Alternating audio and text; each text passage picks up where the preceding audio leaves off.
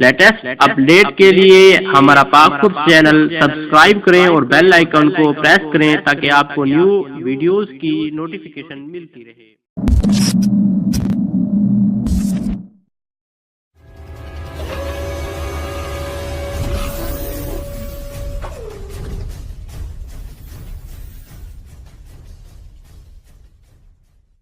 बिस्मिल्लाहिर्रहमानिर्रहीम, अस्सलाम वालेकुम रहमतुल्लाहि व बरकातुहू। दोस्तों, मैं मोहम्मद इरफान पाक फोर्स टीम की जानिब से एक दफ़ा फिर आपकी खिदमत पे हाजिर हूँ।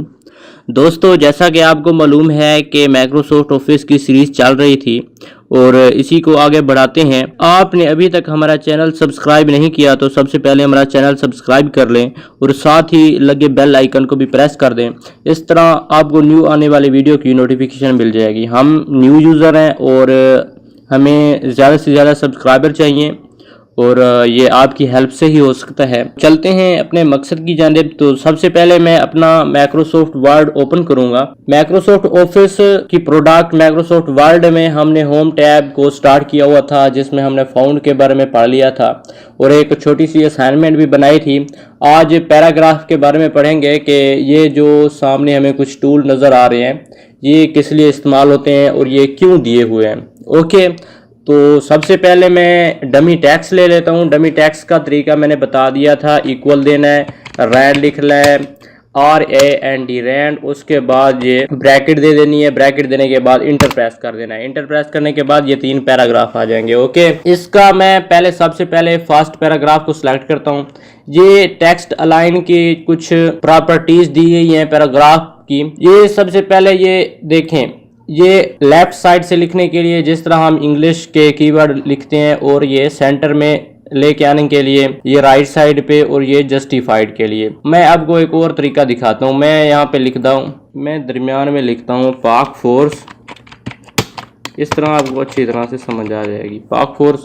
इसको साइज बढ़ाता हूँ। साइज इस तरह हम बढ़ा सकते हैं। ये आपको तरीका बता दिया था। ग्रो फाउंड का ऑप्शन है और इस तरह से हम साइज़ कम कर सकते हैं। ठीक है, मैं इसको बोल्ड कर लेता हूँ। ओके, इसका कलर मैं चेंज कर लेता हूँ, रेड हो गया। इसको मैं थोड़ा और ग्रो कर लेता हूँ। ओके, ये देखें, ये थोड़ा अब ये ठीक हो गया। ओके, ये देखें, अब ये जस्टिफाइड है। मैं अब राइट साइड पे करता हूँ, ये देखें राइट साइड पे चला गया है। और ये दरमियान सेंटर वाला ऑप्शन है, सेंटर पे क्लिक करता हूँ, ये सेंटर में आ गया। क्योंकि जब हमें कोई असाइनमेंट बनाते हैं तो सेंटर में कोई कीवर्ड लिखना होता है या हेडिंग देनी होती है या चैप्टर का नेम लिखना होता है, वो सेंटर में लेके आते हैं। और ये लेफ़्ट साइड हो गया। ओके, उसके बाद ये कुछ बुलेट लगे हुए हैं। अगर हम कोई बुलेट लगाना चाहते हैं या मैं कोई एक लिस्ट बनाता हूँ। मिसाल के तौर पे मैं एक नेम की लिस्ट बना देता हूँ। एक नेम हो गया अब्दुल्ला, उसके बाद हो गया अकबर, उसके बाद हो गया अहमद, उसके बाद मैं ले लेता हूँ अली। ओके, उसके बाद उमर, उसके बाद ले लेता हूँ शहजाद। ठीक है, मैं इसका पहले सेलेक्ट करता हूँ। सबको सेलेक्ट करने के बाद इसका फ़ॉन्ट साइज़ कम करता हूँ। अब ये देखें, मैं चाहता हूँ कि इसके साथ कुछ थोड़े निशान आ जाएं, कोई नंबर लिस्टिंग आ जाए। ओके, ये जो फर्स्ट वाला ऑप्शन है इस पर क्लिक करूँगा तो ये देखें, पहले मैं सबको सिलेक्ट करता हूँ। सिलेक्ट करने के बाद जैसे ही मैं इस पर क्लिक करूँगा तो ये एक बुलेट बन के आ गया। ये एक लिस्टिंग के लिए होती है। ठीक है, लिस्ट के लिए। ओके, दोबारा क्लिक करता हूँ, ये देखें, यहाँ पर मैंने इंटर देना था। ये देखें, इंटर जैसे ही करेंगे तो ये बुलेट खुद ब खुद एडजस्ट होते जाएंगे। ओके, ये लिस्ट एक बन गई। उसके बाद मैं चाहता हूँ कि ये जो सर्कल आ रहे हैं ना, ये थोड़ा चेंज हो जाए। तो ये 7 निशान है, ऑप्शन है, उस पर क्लिक करेंगे तो ये नन करने के लिए, ख़त्म करने के लिए सबको मैंने सेलेक्ट कर लेता हूँ और ये नन हो गया सारे। दोबारा मैं चेंज करना चाहता हूँ तो ये चेंज हो गया। कोई ये स्क्वायर शेप हो गई, ये 7 एक और डिज़ाइन वाली शेप हो गई, ये 7 और एक हो गई, और एक ये कुछ और ये चेक का निशान हो गया। ये कुछ लगे हुए। अगर मैं अपनी मर्ज़ी का लगाना चाहता हूँ तो ये देखें, ये डिफाइन न्यू बुलेट, इस पर क्लिक करेंगे उसके बाद ये सैम्पल पे क्लिक करेंगे तो ये सैम्पल आ जाएंगे। आप जो मर्ज़ी लगाना चाहें अपनी पसंद का, जो आपको पसंद हो। ये बहुत सारी लिस्ट आ चुकी है, आपको जो पसंद हो वो आप आइकन लगा सकते हैं, लिस्टिंग में आप इस्तेमाल कर सकते हैं। मैं यहाँ से ले लेता हूँ कि अच्छा सा, ये देखें ये ओके हो गया, ये ओके हो गया, ये देखें। इस तरह हम अपनी मर्ज़ी का लिस्ट लगा सकते हैं। उसके बाद ये सेकंड पे नंबरिंग की लिस्ट है। पहले ये सैम्पल थे और ये नंबरिंग है, ये नन कर दिया मैंने, ख़त्म कर दिया। अब ये अगर हम 1-2 की लिस्ट लगाना चाहें तो ये लगा सकते हैं।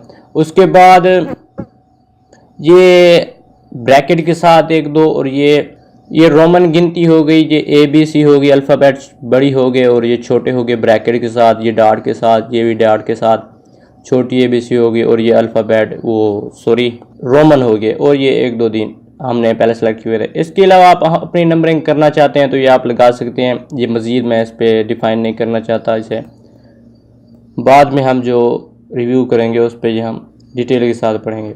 ओके, ये फिर ये एक और तरीका है, इस पर मैं नहीं जाना चाहता, ये आप कंफ्यूज करेगा। ये देखें, ये दरमियान में ये पीछे लेके आने के लिए ये जो ऑप्शन है ना, ये हम टैब प्रेस करते हैं तो ये टैब ऐसे कहें, टैब इंसर्ट करने के लिए। ओके, और ये जो है ना, बाज़ औक़ात हमारा सिस्टम ऐसा होता है कि ये देखें खुद ब खुद लिस्टिंग कर दी उसने, ठीक है। और ये इस चीज़ का बारे में मैं आपको बताता हूँ, ये थोड़ी मुझसे गलती होगी, मैं बैक करता हूँ। अब देखें, मैं इसको ख़त्म करता हूँ पहले।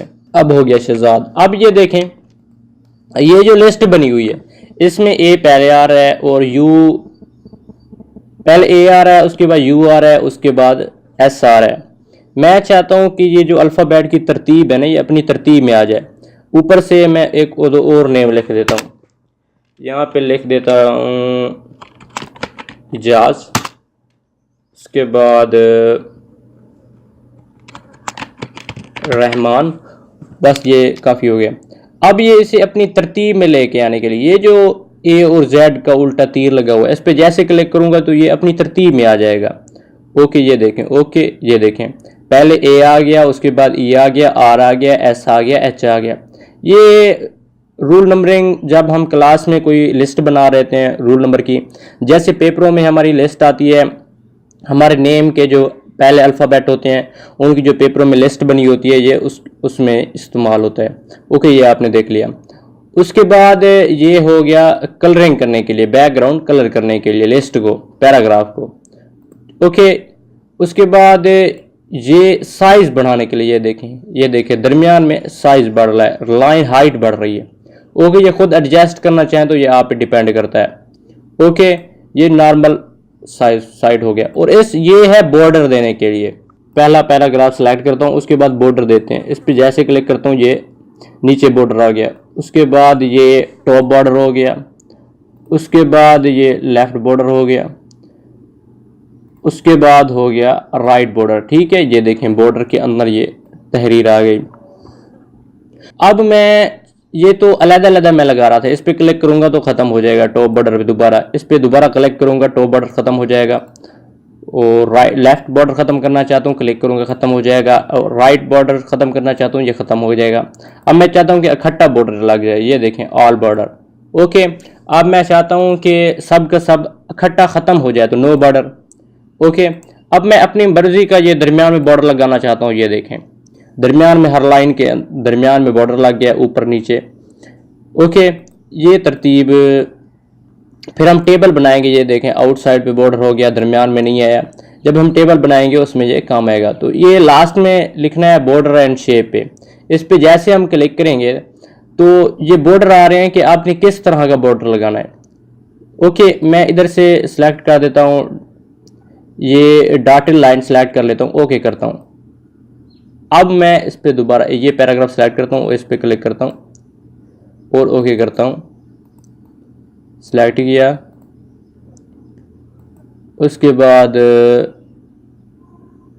बॉर्डर ठीक है, आउटलाइन का कलर नीला कर देता हूँ, इसका साइज़ ज़्यादा कर देता हूँ और इधर से मैं सेलेक्ट कर देता हूँ डॉटेड लाइन, ओके करता हूँ। ओके, ये देखें ओके हो गया। ये ना बॉर्डर लगाने की प्रॉपर्टीज़ थी। आज तक इतना ही पैराग्राफ के बारे में पढ़ लिया। नेक्स्ट लेक्चर में हम स्टाइल के बारे में पढ़ेंगे, जो ये स्टाइल का ग्रुप है। ओके, अस्सलामु अलैकुम।